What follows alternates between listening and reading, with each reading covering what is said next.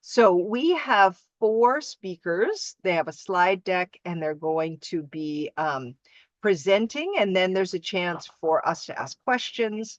And I think the easiest is if, as we go along, if people would put their questions into the chat, we can monitor that and then we can go. So Leilani, I'm going to turn it over to you. I will introduce myself more a little bit but we have four of us today that how we're going to start off is just talk about and answer the question, what is a death doula, give some basic information, and then we will all introduce ourselves and talk a little bit about specifically the death work that we do and how we came to death work as well, just to highlight, just to showcase the very different ways that people can be doing this work. And as Jeanette said, there'll be time for questions. If you want to put some in the chat, go ahead.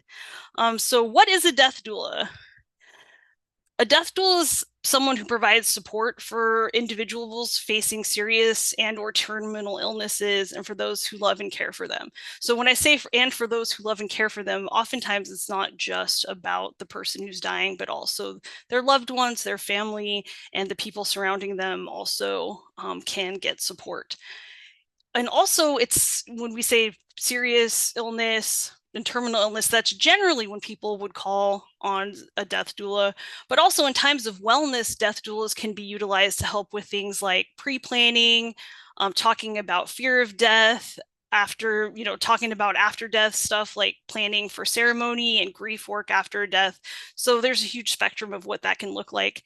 And also just to say that not everyone uses the term death doula. So you might have heard other terms, and it's a similar type of work, right? So end of life doula, death midwife, soul midwife, death worker, full spectrum doulas. Full spectrum doulas are often people that do both birth and death work, death companions, and more. There's a lot of terms out there that people use. I myself prefer death and grief worker because I feel like it more encompasses what I personally do, but I think it's different for everyone. And death doulas are a part of community death care. So there's so many different types of care work that happens when people are dying. And some of this care work, I'm going to give some examples. Some of it might resonate with you as everyday things that you might have actually participated in and not even realize that you're participating in community death care work. Things that are everyday activities that you feel is just part of being in community. And then some of the things might sound unfamiliar and overwhelming, which is oftentimes why somebody may go to an outside person for help with them. So just some examples about how we do community work is, you're a part of death care. If you're doing healthcare work like palliative care, you're on the hospice team. Body care, sometimes people require their bodies to be taken care of. The everyday stuff, like the things, when I say that you may have participated in community death care, not even realized it. Have you brought in a meal to somebody whose family member was sick? Have you offered to pick their kids up from school? Right, like the everyday stuff that we do is also part of community care and community death care. Helping with finances, whether that's at the actual paperwork side of things like wills, or actually helping people with mutual aid to get their bills paid while they're too sick to work or they're taking care of a loved one. Helping people make disposition decisions. A lot of people don't know what their options are. So like talking about green burial or cremation or aquamation, and helping people decide what might be the right choice for them. Doing grief work, which can happen both pre and post death. Ritual, there's some death workers who focus heavily on ritual. They might be also celebrants that perform ritual in general, but also they might do funerals, etc. And then also legacy work, which can be important to a lot of people and can look very different depending on if you know that you have a long-term illness, you have a little more time to do legacy work, or maybe you want to do legacy work before you get sick, which might include things like you have your favorite recipes you want to pass down to your loved ones, your family, to make sure it keeps going. Do you want to videotape yourself making your, recipe you want to pass down?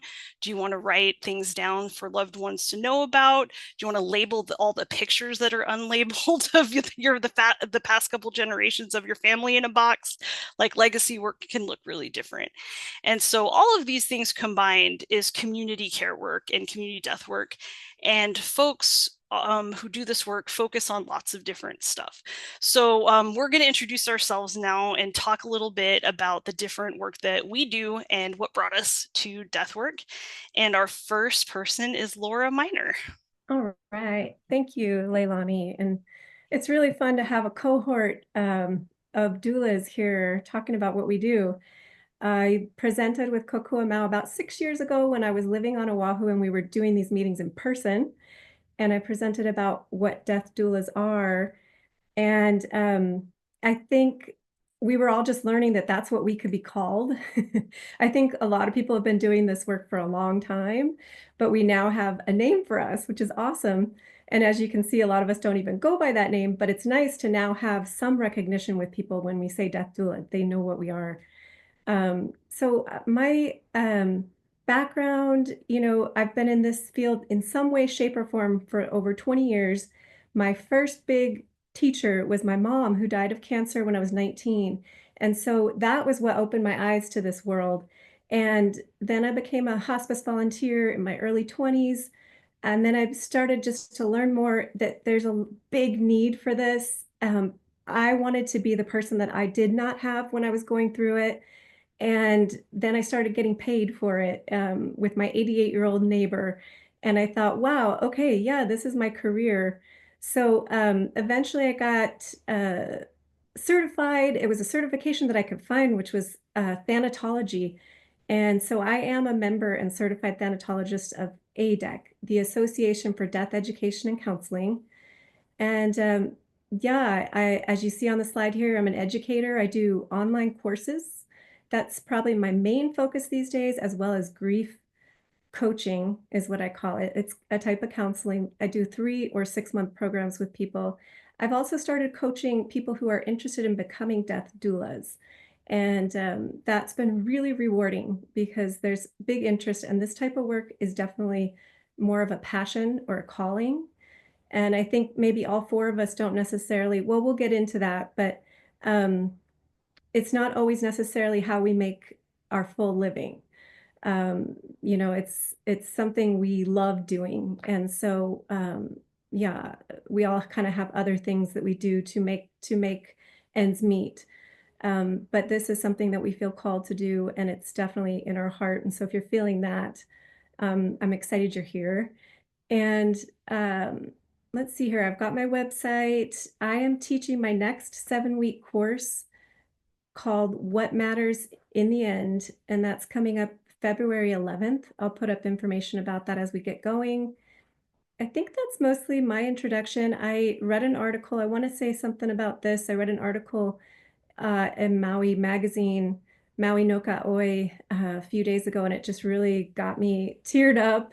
It was about Charles Lindbergh. They were talking about his last flight to Maui. He came here to die, and from New York. And this is the man who did the solo expedition in 1927 from Paris to New York. And he was prepared. And so I think that's what all of us are interested in seeing more of in the world, is us thinking about this and being a little more ready as we can be. But also he prepared his family members. His daughter in the article wrote, she thought there'd be fear and fight. And instead, there he was, facing it head on, bringing people together so that they could go through this big sacred time together. And all of us here on this panel see this as a very sacred time of life. So I think that's mostly my introduction, and glad there's so many people on the call interested about this topic. Thanks for being here. Awesome. Thank you, Laura. And I'm next. So I didn't introduce myself at the beginning. I just started talking because I knew that I'd be getting to this slide. Didn't want to bore y'all saying it twice. But my name is Leilani Maxera. And I'm Kanako Iwi, but I was born and raised on the continent. I'm diasporic, came home to Hawaii about 10 years ago. And I'm a licensed clinical social worker, and I'm a therapist in private practice. And I do death and grief work. And currently, some of the work that I do is that I teach an 8-week community death care course that's offered 3 times a year through a Sacred Passing based in Seattle, Washington. And I'm on the board of a Sacred Passing and part of their teaching crew and facilitation crew. So I also do some support groups with them, one of which I also do with Joy, who will introduce herself, for people whose human died of medical aid and chose medical aid in dying. And we're actually expanding that group to be a split group for people who, so for MAID, but also voluntary stopping eating and drinking, which I can explain more later if people have questions about that. And I volunteer doing capacity evaluations for medical aid in dying. And so what that looks like is folks may or may not know that here in Hawaii, we have a component for when people apply for medical aid in dying. There's this extra step in Hawaii that you have to get a capacity evaluation, which means a therapist has to sign off saying that you understand what you're asking for. And I volunteer doing these, and I've done over 50 so far in the last couple of years. And the reason I volunteer doing them, and I'm taking a minute to explain this part the longest because I think it's really important, is because it is a barrier to getting MAID that there aren't a lot of therapists that do it. And some of them charge quite a bit of money to do them because it's hard to charge insurance for it unless you are working with a healthcare team that's like part of a team that does it in a hospital setting from a specific healthcare. And so I volunteer doing them because, and that's really important to me also because we have a lack of therapists on neighbor islands. I live in Honolulu. And so I just really wanted to hit home that, you know, that is a big barrier to getting MAID here and something very important to me. So I volunteer doing that. But yeah, I do grief counseling and lots of other stuff. But how I got to on my journey to doing death work, like Laura, someone close to me died 18 years ago. My grandmother died, and she had cancer, she had dementia, and I'll be honest, I had a nervous breakdown when she died. It was the worst thing in my life that had ever happened to me up till that point. And without going too deep into it, she had pretty horrible care. And so when she died, I became obsessed with learning about hospice, obsessed with palliative care, advanced care planning. She didn't have an advanced healthcare directive. And we weren't even asked if she had one at the time. So I didn't even know they existed. And from that, I just started this 18-year journey, and I've done hospice work, hospice volunteer. I was a manager of the Provider Order for Life Sustaining Treatment program in California for a while before moving here. Just became obsessed with all aspects of like better ways to help people grieve and die. So that's how I got to where I'm at. And also the other thing that really informs my care is just I've worked and volunteered in harm reduction since 2007. So around the same time I started doing death work. And I used to run the statewide syringe exchange and overdose prevention programs here for almost 7 years. And the reason I bring that up is because a lot of the work that I do in community in that way is there's so much grief with people who are houseless that is like unheard, unrecognized.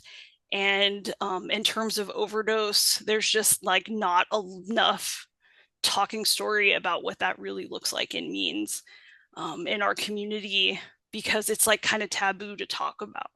Like it's okay to be like, people are more accepting when it's like, oh, I said my grandma died of cancer. Well, what if I talked about my uncle who died of a drug overdose? People might have had a different reaction, right?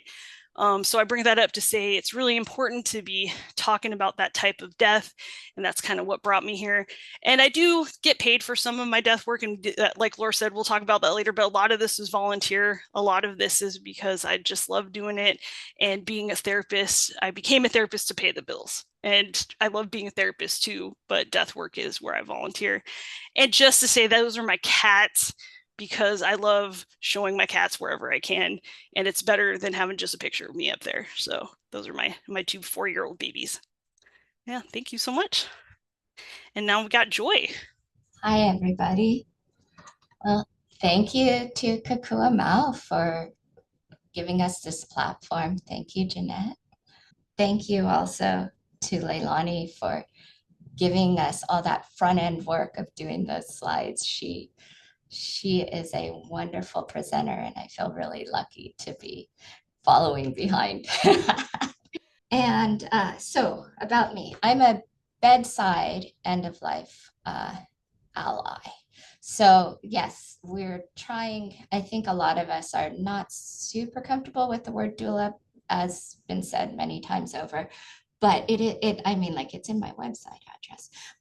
It's something people recognize. And so we do accept that. And I help people access their end of life choices. That is kind of where I find my calling to go to, is in helping people with their education and their planning and care coordination. I'm generally also invited to be there on their last day of life. I do also offer aftercare and support for the bereaved, including, as Leilani said, I do 2 monthly support groups with Leilani, one that we offer to Hawaii only, and one that we offer through A Sacred Passing. And I am grateful to A Sacred Passing for that. Let's see. How did I become an end of life doula? Well, like everyone else on the panel, I feel like I'm echoing. I had a loss that I didn't feel supported. When my father died, I didn't feel supported, and I started my journey. But no matter how much training that we might do, which I did some training in California, I did some training in Oregon, but what really started me on this path was, first I volunteered for hospice, and then I ended up volunteering in Washington for an organization called End of Life Washington, where I was a volunteer client advisor, and I helped people access their death with dignity law. This was really important because, unlike here, there were a lot of people that struggled with finding providers over east, particularly east of the Cascades. So I did that from 2017 to 2019 or somewhere around there. And then I came over here. I was lucky enough to move to Hawaii, to Oahu. And I thought that my journey in that regard was over, but it turned out it wasn't. One of the doctors that I worked with in Washington, someone reached out, a doctor here in Hawaii reached out to her, and she recommended that I come to a death. And so I've been actively helping people since 2020, since early 2020. And let's see, I lead a donation-based education and companion program here in Honolulu. Among other things, I identify as Yonsei. I'm half Japanese and half white. I also identify as a wife and a mother of 2 strong Filipina girls and 1 very gentle son. I'm very, very grateful to the Hawaiian people because I recognize that I am a settler here. And the thing that I feel that I bring to any situation regarding people's choices is I listen and I let the families lead, the client or their families lead the way. Okay, thank you. Thank you again, everyone. Thanks for sitting through all our talk. We really appreciate the interest you guys are shown, and I think I pass it on now to Ashley. Thank you all. I love presenting with you ladies. You all speak so well, and I feel like I'm in such beautiful company. I've learned from each of you. I'm probably newer as a death doula to the field. I grew up here in Hawaii, but I went away to school in Seattle and did my training as a child life specialist there at Seattle Children's Hospital 17 years ago. And it was actually professional experience that drew me to death work. So in my internship, I was supporting children who had hematology oncology disorders and were dying of cancer, many of them. So I worked very closely with the palliative care team and kind of became their personal child life specialist on their team. And I learned a lot from that team. And I just felt very comfortable supporting families at end of life and observing how uncomfortable most people felt with talking to children about death and dying. And that became sort of just something that I did feel comfortable with and have continued throughout my professional career to find ways and opportunities to do that and provide that support. I've worked in many hospitals, and then I've also worked in hospice here on Oahu. That's how I met Laura, and worked at Kapiolani as well when I moved back home. And now I'm actually in private practice up on the North Shore where I live. And I provide child life and grief support. And now, just as of end of last year, I completed a death doula certification training and have supported a few families in that role and find it very rewarding. And yeah, so I'm reading my site out here. I have also an advanced grief recovery method specialist training.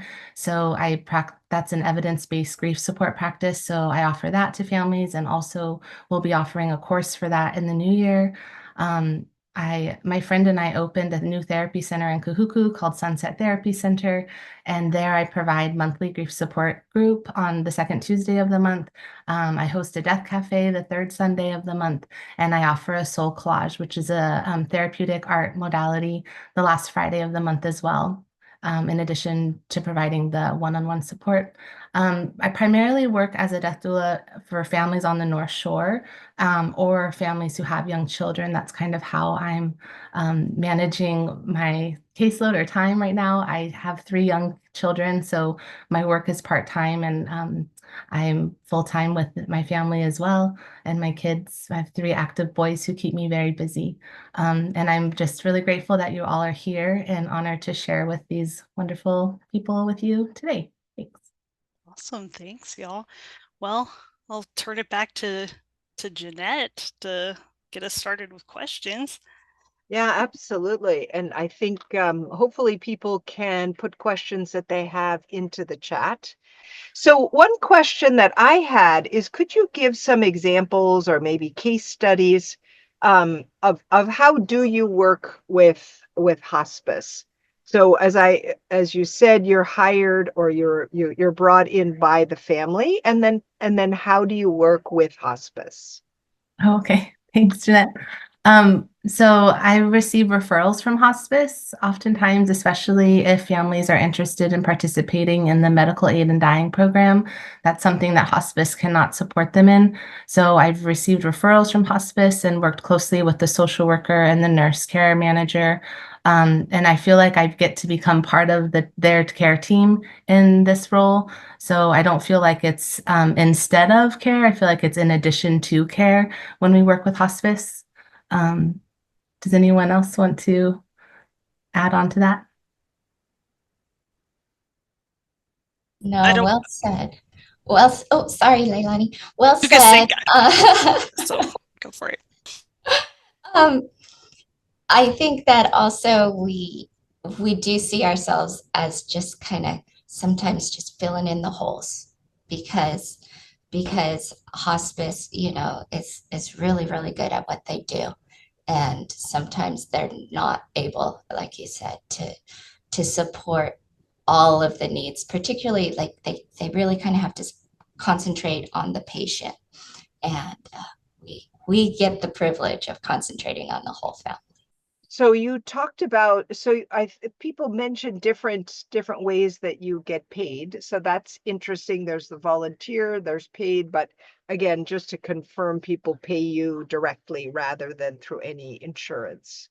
Okay, good. Leilani, somebody wanted to know the meaning of the Hawaiian word that you use for your site. Oh, yeah, sure. Sorry, I didn't even say my website. I was just Going a little too fast, probably. Sorry. So, yeah, the name of my business and also that's my website is Kaipu o Kaua Loku, and what that means in Hawaiian is the Ipu of the Loku rains, which is, Ipu is, so it's basically the vessel for strong emotion, is what it is, metaphor for. Yeah.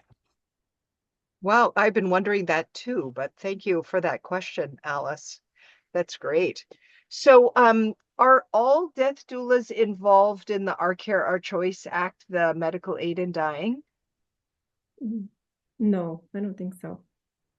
So that would be something if people were interested in a death doula, they would, or sorry, grief worker or whatever I apologize. That's what they could be asking that, but it's not an automatic. Okay. So one question, so Rachel has a question. Do any and all of you do vigil around the time of death? Is this something that is commonly requested?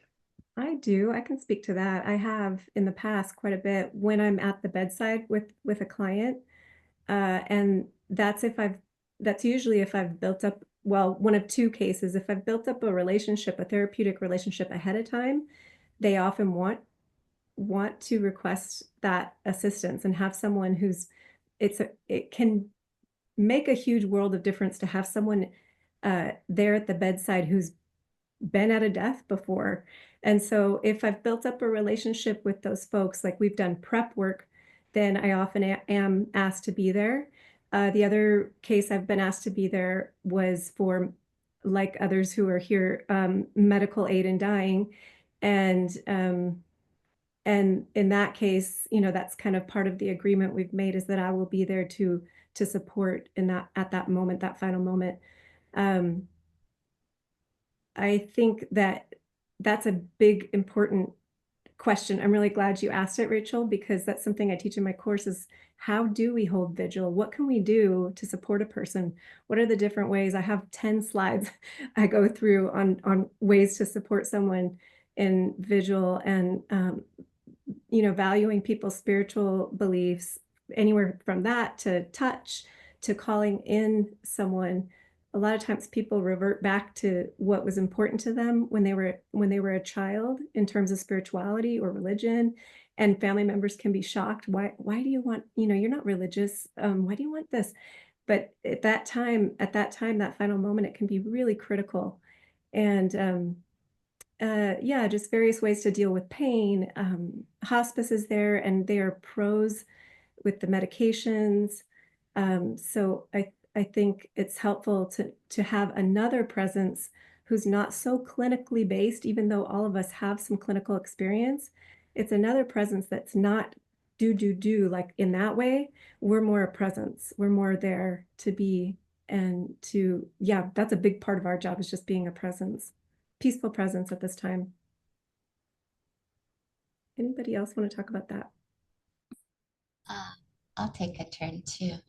A lot of times, the dying process is long and it's exhausting for the person who's dying and for the family. And so there are times when I've been called in to do vigil in the middle of the night just to be able to give people a chance to rest. And then someone wrote in the text or in the chat, how do you interface with the hospice team? I have not had the privilege of having a hospice team like in the middle of the night, unless there was an absolute need for them to be there. But during the day, I would say everyone on the client's team, whether they're medical or non-medical, are incredibly grateful for the support of each other. I wanted to mention something else about the vigil comment or question. When I was having my first son, we had a birthing doula, and we had reviewed the plan. We had done all the courses and all the training and knew what to expect. I had worked in hospitals for so many years. I was like, we've got this, we'll be fine. And then when the time came to have him, we were freaking out. My husband was a mess. I was a mess. Like, I was like, yeah, epidural all the way. That sounds great. And he was like, you had said you didn't want that. And it was just chaos. And then as soon as our birthing doula walked in the room, she's like, oh, let's dim the lights. Let's get the water running. Let's get you up. Let's light these. And the whole mood just shifted. And I was like, oh, I can just exhale. I felt like she came in and brought like this peaceful presence, like Laura mentioned.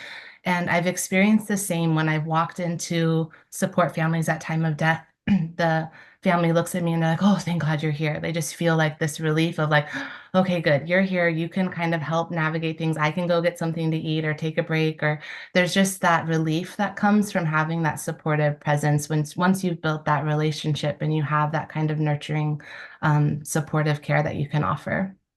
Great, thank you. I'm going to go to some of the questions as usual. Anita Jewell always has good questions.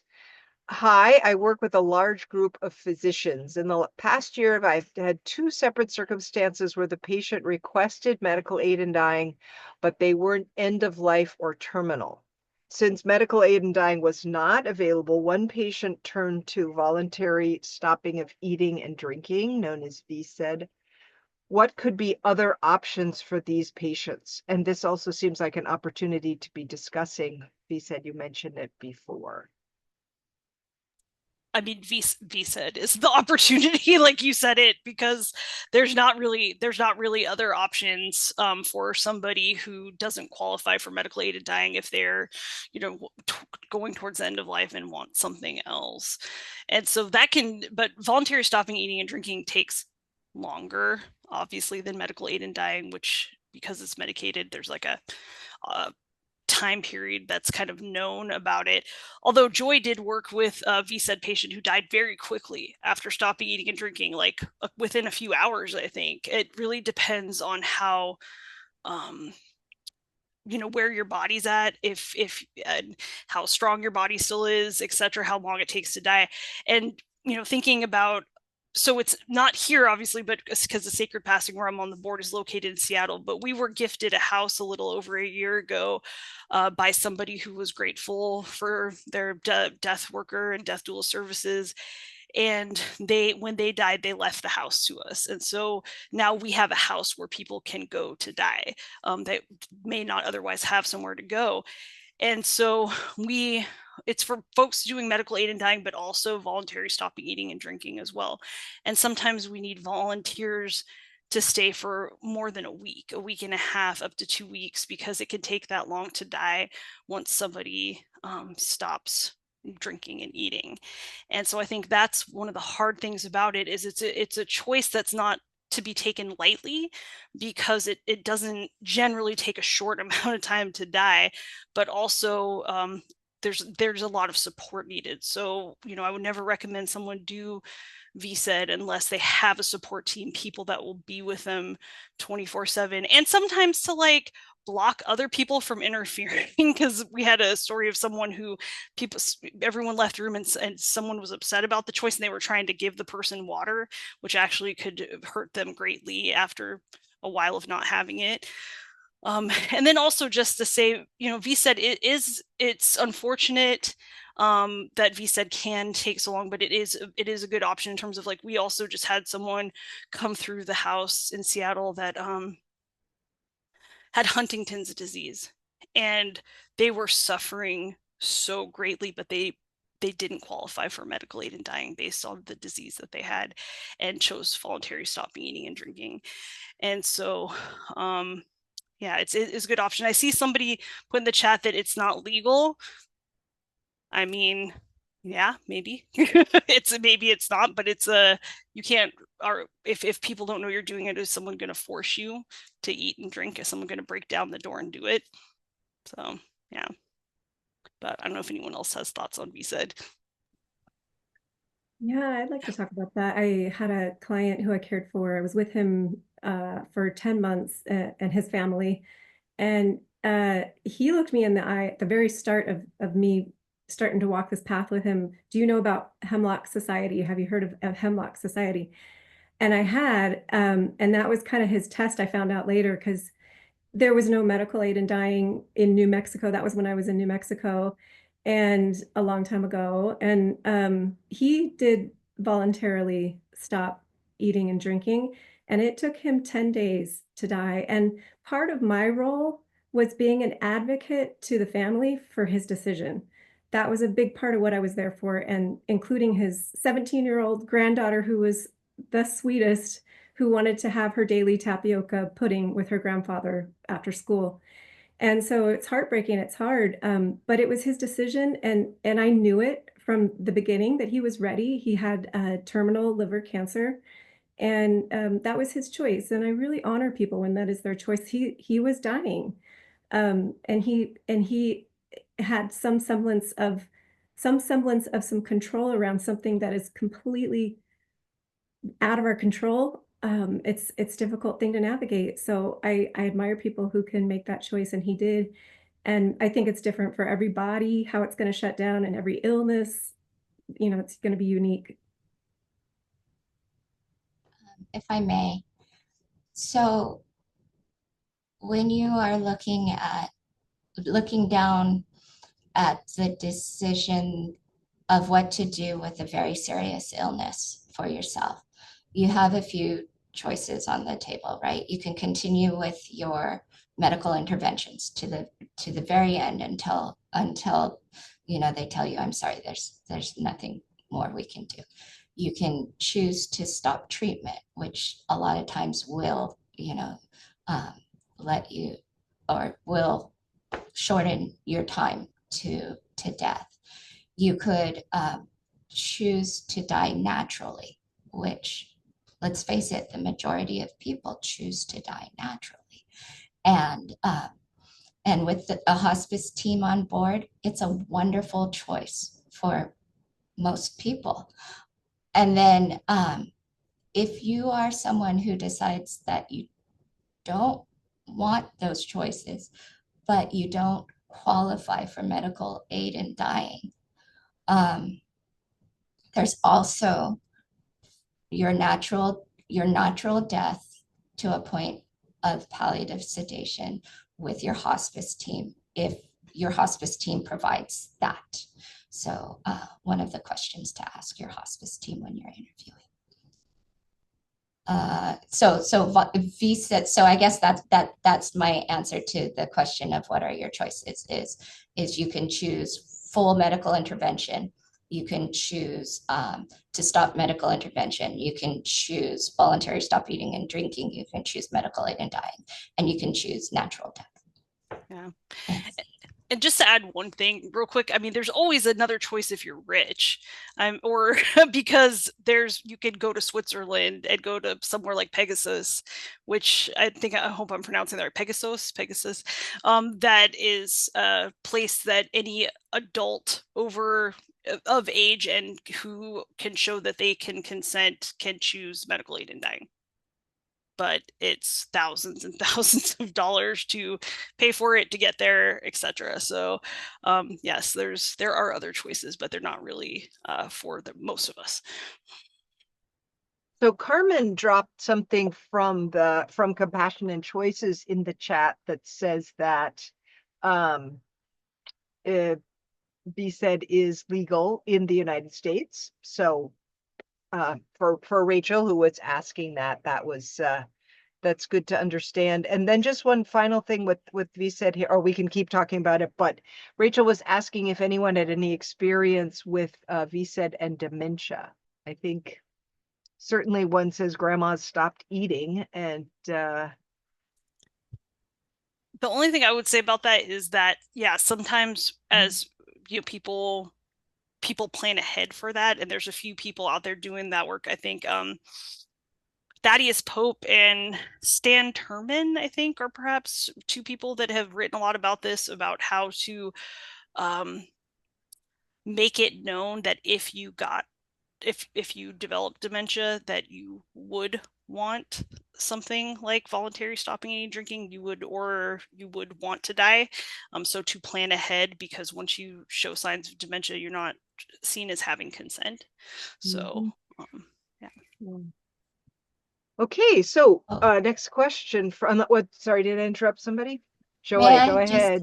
Sorry. so Leilani mentioned Thaddeus Pope, who is a JD, who does a lot about end of life options. And he is having um, he's speaking on Zoom this Sunday about using medical aid in dying to avoid late stage dementia. So whomever requested that might want to, if I can figure out how to do it, I'll enter the link in the chat. Otherwise, you might just want to web search. Okay, Thaddeus Pope on Sunday. Okay. Thank you, Joy. So Alice said the question, how do you all embrace faith-based rituals at the end of life for your patients?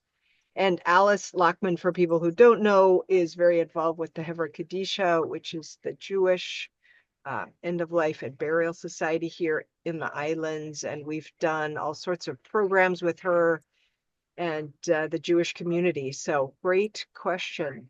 Anyone want to take that? I'll talk. I think a big part of our job is embracing all beliefs and just honoring all beliefs.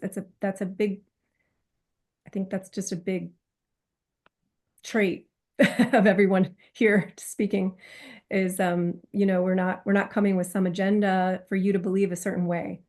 In fact, I find it probably one of the most interesting and fascinating and exciting parts of my job is that I get to see everybody's different belief systems, and it really broadens my heart, my brain, all of it. By it's one of my favorite parts is the conversations that come up. We're always asked spiritual questions. We're always coming up against these spiritual topics at this time of life, and I'm not really great at small talk, so that's why I love this job. We're going deep. We're talking about deep stuff. So yeah, that's how do we? I think we just probably all share that we just naturally do want to embrace um, different beliefs, and it's such a personal, intimate experience to be with someone at their dying moment, and we're not there to interject what is our what is our faith, but to support and empower others to really go into theirs. Great. And Alice had the follow-up question of how do you educate yourself about different rituals? You ask. I was just going to say Yeah. briefly, I personally ask a lot of questions. I'm very curious. So, and I'm leading these courses. I'll be doing my 8th one, and I'm getting everybody to talk about what's your faith, what's your ritual. So yeah, it's a big part of this is just learning by asking. Letting people take the lead. And I think one of us mentioned something about filling in the gaps. And so when we come alongside of families to join them, it's really their experience that we're walking alongside with them. So we're learning from them about their religious beliefs and their rituals. And if they feel like there's a gap or a resource that they need, then part of our role is to help kind of learn that and find out. And we have this lovely group of us and more to ask questions of and say, have you supported someone in this ritual? Do you know someone? So it's kind of connecting people with the resources they need if they don't already have those in place too. Yeah, and in my experience too, people have either a pastor or a rabbi or a priest or other people who may come in, the community may be doing certain rituals. So definitely having them take the lead. Yeah, I was gonna add, I totally agree with that. Like crowdsourcing community care is very important. When someone's dying, it's not the time to pretend you know something or like quickly educate yourself on like Google the night before. So if somebody's religion is not something you know about, there's other people who do. Just like with body care, if there's something you don't know, there's other people who will. Like all these other aspects. That's why it takes a village to do community death care. So but yeah, it's best to lean on others rather than fake it till you make it. Yes, or decide to insert your own religious beliefs at that moment, because that's certainly something that our chaplain colleagues and others could tell us stories of, as well as what unfortunately, sometimes that happens. So I love the answer of asking questions and listening. So thank you. Hope had a question. Maybe for Ashley. Could you describe the difference in the type of support provided for children and their families, and how is it different for adults and their loved ones, if there is any? There's a wonderful quote, and I wish I knew who said this, but it's grief makes children of us all. And I feel like when I was working in hospitals, especially with children, when I would be explaining things in the language of children using play, according to their developmental understandings, oftentimes the adults would be like, oh, that makes so much sense now. For example, with like diagnosis teaching, we would use candy or a teddy bear to demonstrate or explain what was happening in the body. And oftentimes the light bulb kind of went off for adults as well. I think for particularly in supporting children around death and the end of life, they have understanding that they have a smaller window of tolerance for big emotions and grief. So short bursts of information, usually in the language of play or activity, not directly looking right at them, but looking with them forward into doing something with them, taking a walk with them, playing with a little game or Play-Doh or some kind of activity to engage them where they feel comfortable, that you build trust easily and you build that rapport, and then you're able to share information and offer support that feels comfortable to them and is in a way that they can understand and receive that support. But yeah, understanding that their window of tolerance is smaller. Alan Wolfelt, he wrote my favorite book called Finding the Words, and it's a reference book for anyone working with children around death. It breaks up topics of conversation to have with children about death, and then it breaks them up developmentally. So at this developmental stage, this is the way to answer this question. Maybe don't say this instead. At each developmental stage, children experience grief in a new way as their concept of death expands. So it's really helpful for caregivers to have this resource for when 3 years down the road, they're asking more specific questions about cremation, or and the caregivers are thinking, well, I thought we already talked about that, and why are they bringing it up now? And it's because as their concept of death is expanding and their concept of that relationship with that person, the significance of that relationship expands, then their experience with grief changes too. So yeah, that's one of my favorite resources to share with you all. But does that answer your question? Yeah, great. Thank Yeah. you. One of the, I'll keep on with Alice's questions, and then I wanted you folks to speak to the question of certification and training and things like that. I had someone else asked. So Alice asked, how do you support the mourners after death? Is there continuity? Is that part of the work that you do? How long do you stay involved with the family and the process? For me, it's as long as they want me to keep seeing them. If they want to come and meet with me in my office, I will keep seeing them. I only attend death in homes. I only provide support in their homes prior to and at time of death, and then after they can come and see me at my office for as long as they are wanting that extra support.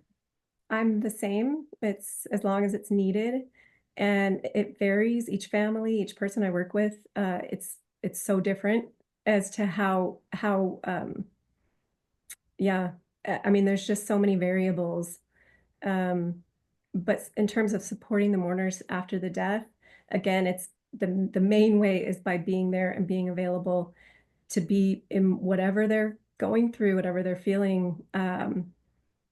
All four of us here can really go into some deeper emotions with people, and we're okay with that, and we take care of ourselves so that we can. And that's hard to find, after someone has died. It's hard to find somebody who's willing just to be there with you. I had one woman, for an example, who lost her mother, her 94-year-old mother who I cared for, and she had me help her go through the mother's things. And that was very important for her to have someone there. She didn't have any other family members to go through the clothing, the personal items, the letters. And so that was a lot of grief support for a mourner right after the death. And like with her, I formed a friendship, so we're still in touch. And I always bring up her mom. I just always bring up, if someone has lost someone, I bring it up. I'm really big on that. I feel like it's already there. Why not talk about it? You're not going to stir anything up. It's already a big thing in their life. So how are you doing, on that? Mhm. Yeah, I can so see that being there for people to clean up and do things. I remember friends that came and helped when my grandmother died 30 years ago and how helpful that was. So thank you for that. So can somebody so I had somebody actually asked too, Leilani, what is so sacred passing, is that teaching about death work as well as having this house? Can you talk a little bit about that? And then Yeah. if we can talk about certification, and I love your perspectives Yeah. on it. So Can I start with certification? please do. and, Absolutely. and so I'm gonna just go ahead and say it. that I'm very opinionated about this topic, and I don't necessarily represent everybody else, and their opinions are also wonderful and valid. So I apologize for feeling so strongly about the topic, but I do. So I'm just gonna go into it.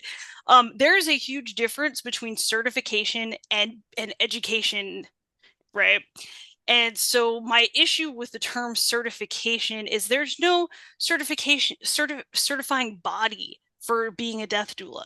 And so it's a bit of a misnomer that there's a lot of classes out there that are like, become a certified death doula, or like get your certification for being a death doula. It doesn't mean anything, because it's not the same as like you get a certification for, some other program that you do, where like I'm a therapist, I had to be, go through the motions of like being certified by taking a clinical test that was like like a national body puts out.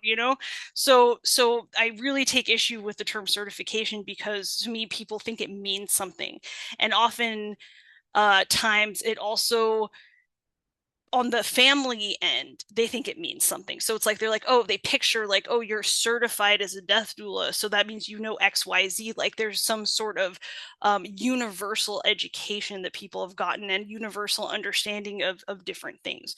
Where in the reality is, all of these programs that are out there that teach death care are vastly different. I've taken a few courses in my lifetime myself that were completely different, had nothing in common. And people coming out of each of those programs could say like, I'm a certified death doula now, but there's no universal meaning. So that's why I always use term like, I do death work. I am a death worker. And I'm actually gonna, in a little bit of a plug for Sacred Passing, we did a webinar on this topic about certification, and the video is available for free online. So I'm just putting that in the chat, because it's actually a very heated topic in the death worker community. And one of the reasons being is a lot of people who teach death care courses and death doula courses use the language of certification, and it gives them like kind of a fake, like what they see as maybe a legitimacy. And so when you kind of question that, it's questioning them. And so I feel like we should be able to have these honest conversations where it's like, education is important, training is important, but there's no such thing as certification. And so there's some tension around it. And in terms of when I mentioned the 8-week course I teach, we call it community death care, and it's being in community, but it's not. We don't say it's a certification course, but we cover a lot of things around medical aid and dying, as we said, and ritual, and how to do the paperwork and things like that. But a lot of the course I teach, and which is why I work with a Sacred Passing, is, to me, death care is very political. And they're an org that also sees it as such. And so in our death care course, we talk about racism, we talk about homophobia and transphobia, and how all these things affect end of life care. And we've actually had people in our course being like, you guys talk about race too much. And it's like, who did you think we are? Did you read the website? So you can go if you'd like. We prefer you stay, but that's not going to change, right? So it goes to show, if you want to take a death care course, there's tons out there. There's tons, and they're very different flavors, and they're not cookie cutter. It's whatever that person who created the course decided to put into it. And so that's why I always tell folks, really look into like, what is it specifically that you're looking for? Because if you actually want to do grief work, more, there's tons of really good grief courses out there, right? For example. So I'm talking a lot. I'm gonna I'm gonna stop there. No, Leilani, I wanted you to. I mean, we're here to learn, so I think it's interesting. Several people, people do ask me, oh, are they certified? So I have learned from you the answer, but that it's also, I think it's also important to remember that you probably want to go with recommendations from other people, ask people what kind of work they've done, things like that, as opposed to just counting on them having a Yeah. piece of paper from someplace.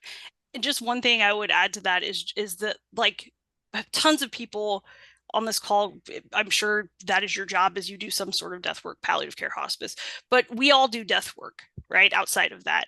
And so the issue also with certification is there are some organizations pushing for certification and a body that does certification.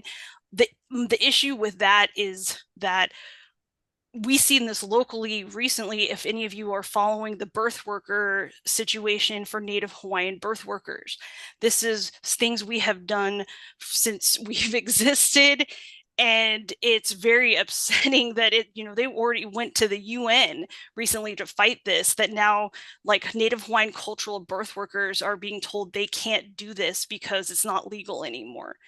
And that is what we would look at happening if we try to regulate death work in that way. And it's like, for a lot of people, this is a cultural thing that's passed down. To be honest, that wasn't what it was for me, but there are a lot of Native Hawaiian families where that is somebody's role in the family, just like other knowledge is passed down.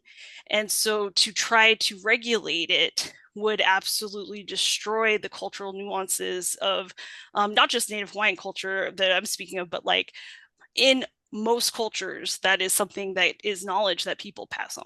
And so to make it a certification process would absolutely destroy that. Great, thank you. Anybody else have something to add to the certification Yeah, discussion? I'll chime in. I am really I think it's a big part of why I like doing what I do is that it's so unique and specific and to my experience. And if you are someone who's looking for um, a death doula, or someone who is, I think word of mouth is always the best way. Going to organizations like Kokua Mau is a perfect way. And then when you're looking to see who would work with you, see what they list as their training, and go look at that website. And like Leilani made a good point, our training, we focus a lot on race. Like, how did you not know that when you signed up for it? She's gonna advertise that in what she's, putting out there as her training. So you're gonna get a good flavor of what, if you were becoming a death doula, what you would get in the training, but also if you were hiring someone who came out of her training, what their focus is. So I often do that when I'm meeting new death doulas, just to have a friend in the field.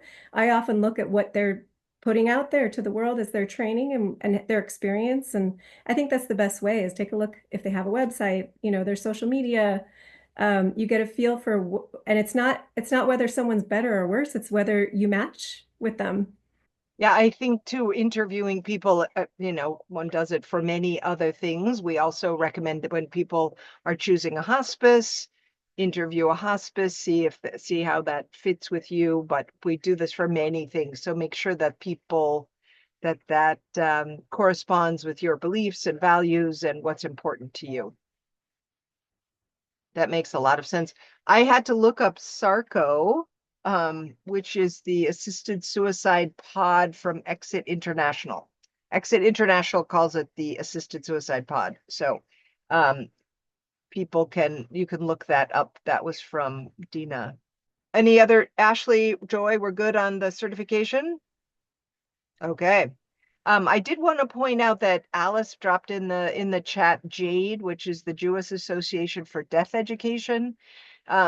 In a future life, when I've cloned myself, we are going to add pages to the Kokua Mau website that has different cultural and religious links. And the first one I'm going to start with is, thanks to Alice, the Jewish links, and Jade is certainly one of the organizations I've come to value thanks to Alice.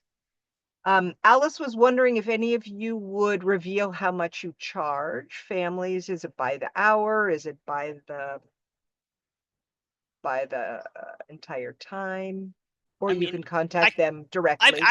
I don't mind starting off. I'm always happy to talk about money directly. I charge sliding scale. So I do therapy sliding scale, I do consulting sliding scale, everything I do is sliding scale based on ability to pay. And I have on my website an outline about what sliding scale means. So, if you are lower income, if you are taking care of multiple people that rely on you, that looks really different than if you have multiple income streams, can vacation because you choose to own your home, etc. And as I mentioned, a lot of stuff is free. Like, I will never charge for medical aid dying evaluations. Never, no matter what, we'll charge for that. Everything else is sliding scale. Anybody else want to share? I guess I'll take a turn.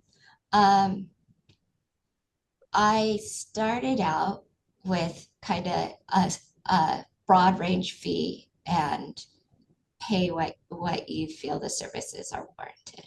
And that's what I've been doing for several years now. And I'm moving towards an understanding that for people that have lots of finances, that's not a problem. And people who have very little finances, that's not a problem. But that it tends to start limiting access.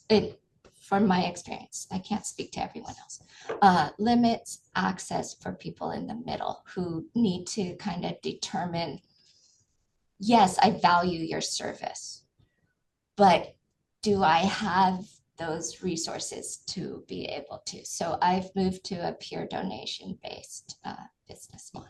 I also offer a sliding scale, and it's based on request. If they can't afford my rates, then depending on, I started having like one sliding scale spot in my because I only can take one client as a death doula at a time.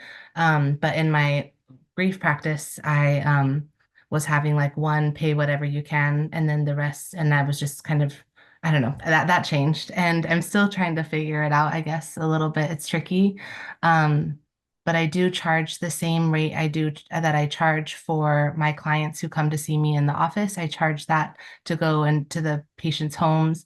And then I do have a set fee for the assisting with medical aid and dying, and like have a package of like what that entails, as far as like helping to put together and facilitate the paperwork and communicating with everyone necessary, and then picking up the medication if they want me to, mixing the medication, and attending for death, and providing that support for however long the family wants me to be there. So, and I do have a rate for that. But again, if it's too much for the family to be able to pay for that, then we have a conversation and I accept whatever they can pay me.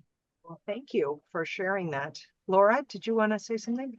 Yeah, I think can chime in. It just really depends on what your work with this family. There's so many different ways that a death doula can be involved. So for me personally, anyway, it just really depends on what kind of work I'm going to be doing. Back in the day when I was there with people for like 10 months at a time, I was mostly, doing type caregiving. I guess you could say it was more like a caregiving position, and I was $30 an hour. These days, if I'm just coming in more in a consulting mode, I charge more than that per hour. And I talk with people about what's available. I think a lot of us, you know, I mean, it can get tricky because it's like we are trying to, value our time, and yet someone's in one of the most dire times of their life and they're needing a lot of support. So I appreciate you asking it, Alice, and bringing it up because it's hard to know. Even I've been doing this for a while, and it's hard to know sometimes how much to charge, how much to do. I think a lot of it just comes from we have to go with what feels right. For my courses, of course, I have set prices for when I do things with people who have found me on my website, through grief consultations, people on the mainland. I have set prices for those programs that I do with the grief programs. In terms of here one-on-one with people, I give away a lot of work to friends and family and people who are word of mouth referrals. I think that's just something probably everyone here does, is for people who know, oh, Laura, she knows about death, she knows about grief. When they have a loss in their life, that's my volunteer. I'm not going to charge that person, but when it's more of someone coming to me through more of a professional route, I do charge. Yeah. Good. Well, the work is very important. You also need to eat. It shows as we all know about the limitations of healthcare. But there is another question Anita had, can PCPs refer patients directly to you? So Ashley said yes. So that sounds like you have a relationship, Ashley, with PCPs who know about you and feel comfortable. So you've established that over time.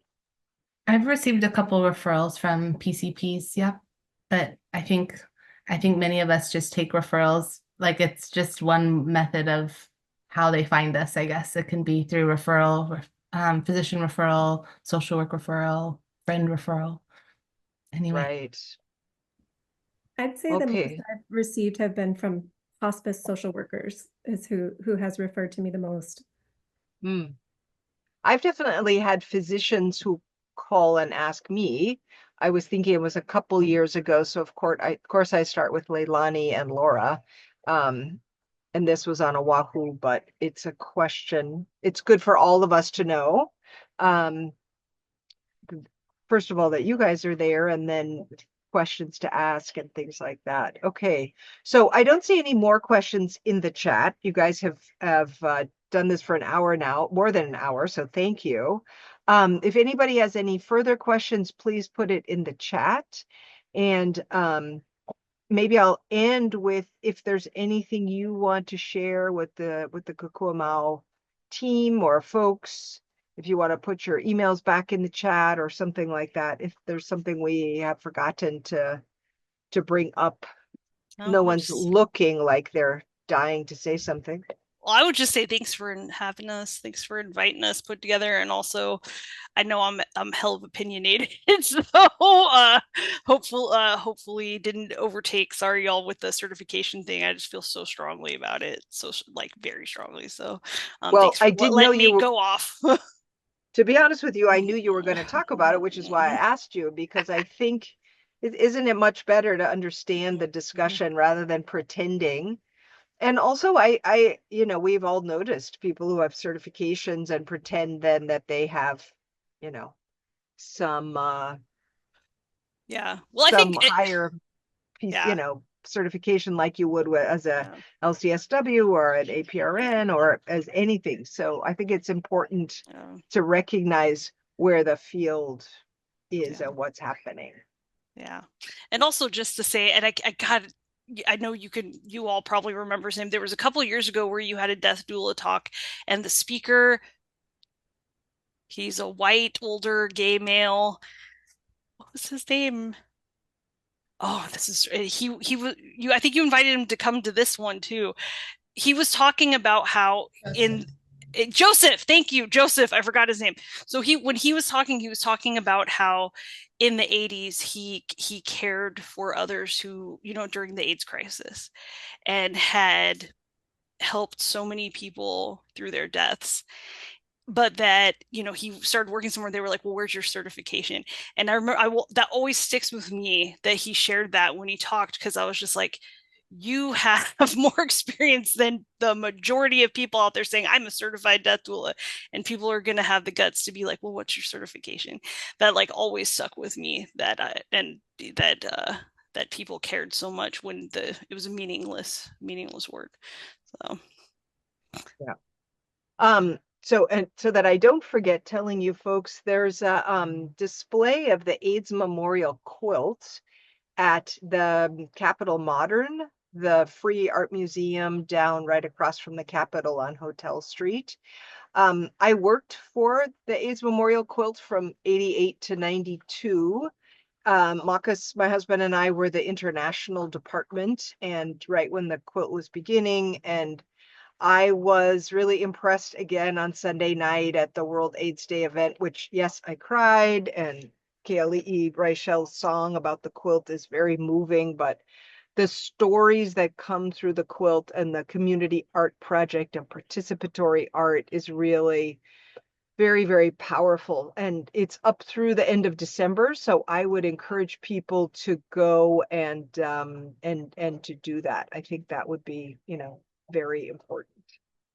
So I saw that Anne Marie had her hand raised. Do you have something quick to say, Anne Marie? Oh, sorry, I didn't mean to raise it. Oh, good. Okay. And Jennifer, did you want to add something? Jennifer Schwartz? There we go. Yes, thank you. And I couldn't figure out how to do the raised hand thing, so thanks for seeing that. I just want to add that the reason that I use the term end-of-life doula instead of a death doula is to help to share the concept that the end of life really is a big phase, and it's a phase that can be really rich and not just about looking for that last moment, but there's a lot that gets processed. There's a lot of inter-family issues that can get raised and healed. It can be a really beautiful, rich time. And so I like to just kind of share that concept, which for a lot of us, it hadn't been something that we grew up with or an understanding that we have as we move through our lives. Thank you. Thank you. Yeah, I appreciate too that there's other words to be using. And really, for me, I noticed that people like, wait, death doula, what's that? So you get people talking, and now we have other words to use and other descriptors. So you guys have really helped us with that. So I think we're done with all of the presentations. And There's one more hand. It sorry. looks like. No, it's okay. Janelle, sorry, I missed that. I had a question. I thought I put it in the chat, but I don't know where it went, and I'm not sure if you guys answered it. So sorry. But so I came across one of our patients that wanted to do the medical aid in dying, and we could find the providers to help us, but we didn't have any witnesses. And I'm not sure if you guys ever came across that issue and how to go about it. And if you answered that, I'm so sorry I missed it. Well, I'm sorry if I missed your question. I apologize. Are you talking about witnesses for the written request for life-ending medication? Yes, I think she's talking about that. Joy, that's all you, buddy. Okay, Joy, please. And can you repeat the question, Joy, so you sorry, Chanel. I had a patient that his family was against the medical aid in dying, and so he didn't have two witnesses, and so we couldn't get past that. Yeah, that's really unfortunate that was such a stumbling block for his access. Yes, I always just volunteer my time to go witness. I think all of us do. It should never be a barrier to care. As a quick review, to qualify for medical aid in dying, one of the many steps that you have to go through is you have to attest that you are asking for it in front of two witnesses, and I think one of them can be a loved one or family member, and one of them has to not be one of those people. And so, you could grab someone off the street and they could witness. And when I go into a household that I don't know anyone, I do ask the person for their ID. So since I don't have a relationship with them, so that I can comfortably witness that, yes, Joe Smith did ask for this. Leilani, you just want to explain that you can't do both? Oh, no, I just put it the chat. I felt like I was talking too much. Well, so yeah, she's on the phone. I think she's driving. So repeat the question and help her out. So in terms of would we do the witnessing, I have never done it. I the reason I was like, oh, Joy, that's all you, because Joy has done it before. I have never done it. But if I was asked to witness for someone, I would be happy to do it, but I couldn't also do their evaluation. If that makes sense. So when it came to that piece, they would have to have another therapist do their eval. I can't double dip in terms of like where I am in the process. I'm sorry, are you saying that that a family member has to sign it? The witness? No, okay, I'm glad I misunderstood you. Thank you. Because I was gonna say, wait, that's new. I think what she said is one person can be a family Oh, member. it can be. Okay, good. The other needs to not be. Because certainly that's always part of the conversation with the family and all of that. So, and then Becca is asking, is there a list to sign up to be a witness if needed? You know, I'm not aware, especially because Compassionate Choices has whatever that verb is, winded down, wound down, and different from in Washington and Oregon, where there's a group of people to help facilitate people that want to use the Our Care, Our Choice Act. I'm not aware of a network of people that's helping with that. Yeah, so do reach out if anyone needs help. Thank you, Becca, for being willing to be a witness. If you wouldn't mind dropping your information over to me, we can always use more help. Great. Joy and I Okay. have talked about having like a Google Drive share page of physicians and just different advocates and people who are willing to help and support in this way. So maybe that could be the start of something like this. Well, it certainly would help Hope and I out because we get calls and then we're, you know, those of you that know me, then I call you, but there's definitely this gap. I just did a presentation about the Our Care, Our Choice Act, and actually our waiting time went up last year. So there's definitely that gap of trying to find the right people. If you're not like inside of Kaiser, I think Hawaii Pacific Health is moving it shorter, but anyway, that's great to know. So people who are interested, you can contact Joy and Ashley and to get more information. And Becca put her info in the chat there, Joy, if you can get that out. Okay, good. So I think we're how with the questions. So I'd like to thank our speakers as well as the participants, the people in the chat. But thank you so much to you for coming and sharing your wisdom and your mana'o and being honest with us and also helping people to understand the amazing work that you do. So thank you so much for taking time and coming to talk with us today.